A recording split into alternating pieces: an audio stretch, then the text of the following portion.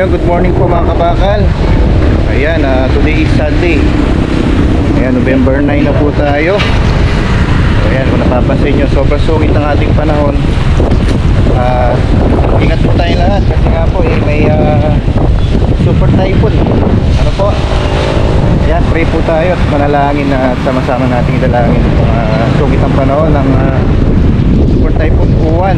Ayan, so dito po siya dadaan dito sa Central Luzon. Ayan, maapektuhan po dyan yung Gilgaraw, ayan, Nueva Vizcaya, Baguio, Pangasinan, at halos po buong part ng Pilipinas mararamdaman po ang bagsik nitong bagyong si Uwan. Ayan, yung super typhoon. So ayan, dasal po ang tanging susi, no, para po mapigilan itong lakas ng bagyong si Uwan. So ayun, sa pagtitinda naman natin, ayun, hindi po tayo makapagtinda dahil nag-fix po tayo ng mga gamit natin. And then pupusit po tayo dun sa evacuation center dyan po sa munisipyo. So yun, si Mrs.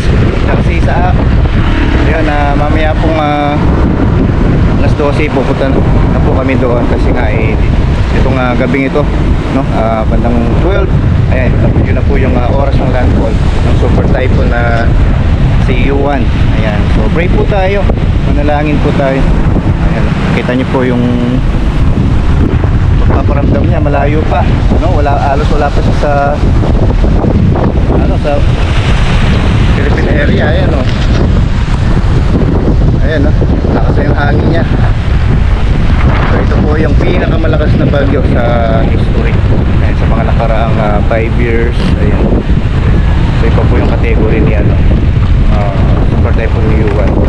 Shoutout po sa ating mga subscribers at mga viewers natin. Kung nagtaka kayo, hindi po tayo nakapag-vlog last few days kasi nga dala ng sungit ng panahon. Ayan, today sumabay pa itong pinaghandaan. Ayan, so malaking bagyo po ito, no? Malaking po yung nasasakupan. So, tanging panalangin lang sa taas, no? Dalangin po natin kay Lord, sama-sama po tayo mag-pray. Ayan, maging okay ang lahat, maging ligtas lahat, siyempre lahat ng buhay. So yun po, diretso na po tayo sa mga evacuation center. Punta po tayo sa mga ligtas na lugar. Ayan, bablog po natin ito hanggang bukas. So tuloy-tuloy yung natin vlog. So i-edit na lang natin at pagtutuglungin. Ayan, so ayan, God bless po. Good morning po sa lahat. Ayan.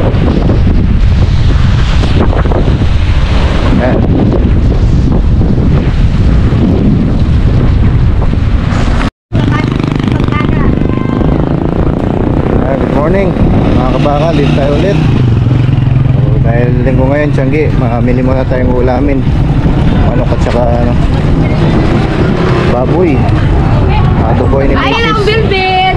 Babaunin po natin yun sa evacuation center doon sa munisipyo. Ayan,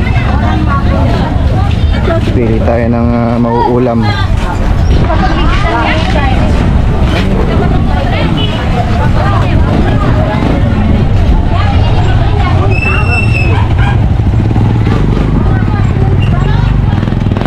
Ayan, pili na yung mga taga-arayat dito, mga taga-Sanonbanyo. Prepare na para sa darating na bagyo.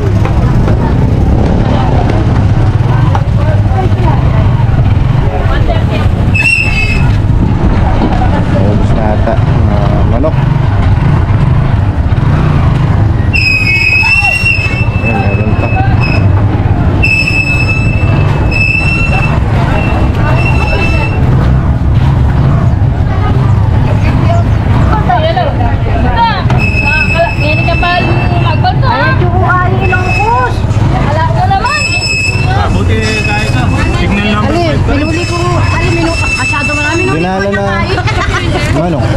Dinala na baboy. Ay, bossing, kunin mo pa na. May mataba. Ano lang, wala na. Wala na ang baboy. Pang-adobo naman. Pwede ko rin na. Wait, lagyan mo konti laman. Tsaka pang-adobo. Ayan, may laman. 200. Dinalan. Dinalan mo na. Malaking dinalan. Sa dinalan lang. Ito ang siya. Lakas yung bagyo po ngayon. Ingat po tayo. Wala pa sa Pilipinas, nararamdaman na. Kaya mag-ready na tayo ng pagkain natin na babaunin. Tsaka manok, 100. Pachap na rin yung manok na yan. Papachap na rin natin adobo. Tapos, dinalang manok. Sasapin mo na rin. Wow, sama dyan sa adobo ko. Anong pan? Siya. Napin yan? Ulit ka dati. Yun, may ano, may halong pakpak. Dobli mo naman plastic. Ayun, ayan o. Tigaya akin pa pala.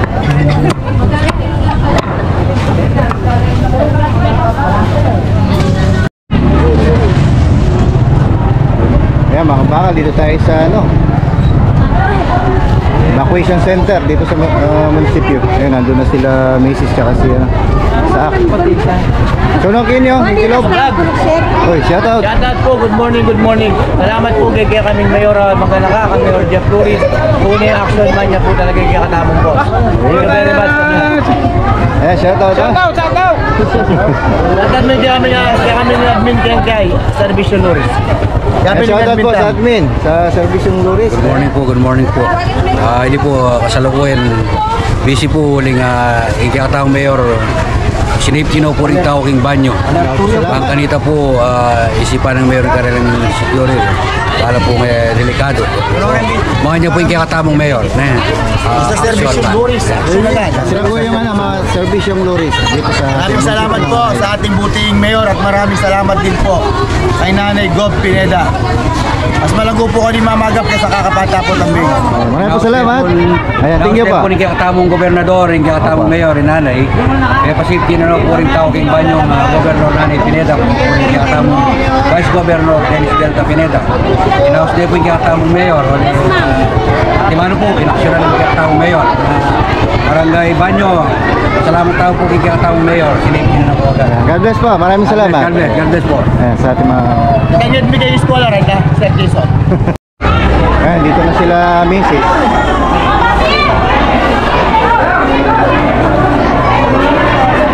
Siya yung anak mo, babe. Yung anak mo. Yes, isa. Uy, ano ka? Uy, dito ka lang. Ha? Ito. Kunang may tayo na po mo. Ito. Tayo. At ako rin, ang wheelchair. Nandito na lahat, nandito na.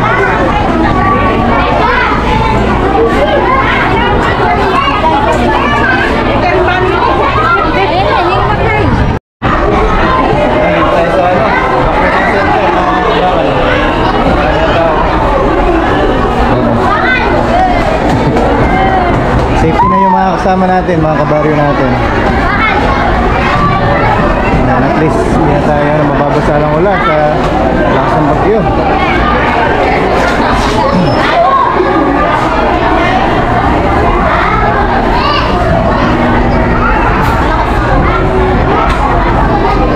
Ito atas si nanay. Ano tayo? Yap. Jake, sopa mo rin tatama. Tayo. Ayan mga kabakal, dito na tayo at sa safety na. Yung mga buong pamilya yan. Si Lola yan. Si Isaac, si Macy's, saka yung tatay namin natin. Meron tayong kwarto. Papayin lang natin yung bagyo. Eka, okay ka ma. Si Mrs. Paga na ng bag. Ito tayo. 2 days. Malakas po yung bagyo. Ayan, no? Marami na rin tao dito sa labas. Ayan, mga nagpapalista. Meron din form na issue yung munisipyo. Ayan.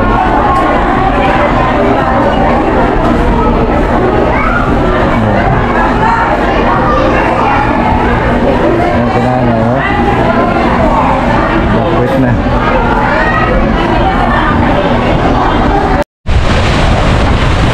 Ayan mga kabakal, mahagupit na po ang bagyong iwan. Ayan, nandito tayo ngayon. Uwi tayo ulit. kami ni Mrs. Ayan, oh. Ayan, sa Kalakan. Oh. Bali to, mamayang gabi to. Ano na to, matindi na yung bugso ng hangin. Ayan si Mrs. Sinisave po namin yung mga was, tsaka mga dryer. Mga tirang gamit. Ayan, oh. Hangin pa lang po yan, wala pa kasamang ulan, no? Pray po tayo, mga kabakan.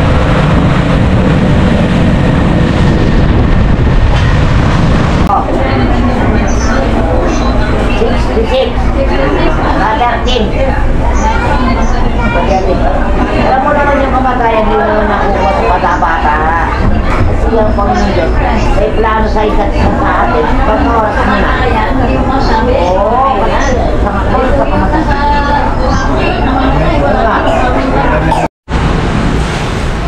Yan, good morning po mga kabakal. Nandito tayo ngayon sa District Hospital. Today is Wednesday, November 12 na po. Ayan, nakaraos na po yung malakas na bagyo na CU1. Ayan. So ito, kasama natin si Isaac po. So, inubo po siya tsaka sinisipon. Kaya kinumpay na po natin agad. Gusto ka na na? Ayan o, lagyan po siya ng suero. Para magapan siya kagad, tinakbo na po namin siya dito agad. Pina-check up muna doon sa clinic, then dito po siya i-repair. Binigyan po yung reseta kung ano yung dapat gawin tsaka ano yung gamot na bibilhin. So mahigpit po yung kanyang ubo, no? Yung dry, tuyot po yung kanyang ubo, kaya nahirapan siya. So minsan hindi siya makatulog. Kaya napag-desisyon na namin ni Mrs. na konsulta na siya at confine para masaksakan na ng mga gamot kontra allergy tsaka paghigpit ng kanyang ubo. So, sabi ng doktor may plema yung kanyang baga. Ayan, pili lang yung kanyang mga pagkain. Ayan mga kabakal, shoutout po sa inyo. Ay, shoutout mo sila na. Shoutout.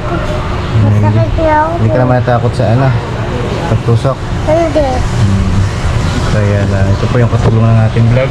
I-upload po natin ito. So today, ayan. So, shoutout sa ating mga subscriber. Ayan, kumusta po yung araw niya? Tayong buhay niyo dyan. Ayan, masaya na po tayo. Nakaraos na sa bagyo. So, lalo na po tayo mag-pray at huwag mawawalan ng pag-asa. Wala lang kay Lord, syempre. Ayan. God bless po sa inyo lahat. Ayan. Sana mapabilis yung pag-recover, paggaling ni Isaac. Okay ka na ba, nak? Ayan, sasabihin din ng doktor kung kailan po siya pwedeng makalabas ng hospital. Ayan. So, ayan, maraming salamat sa mga sumusubaybay at sumusuport. Ayan, tuloy-tuloy lang tayo. God bless po sa lahat.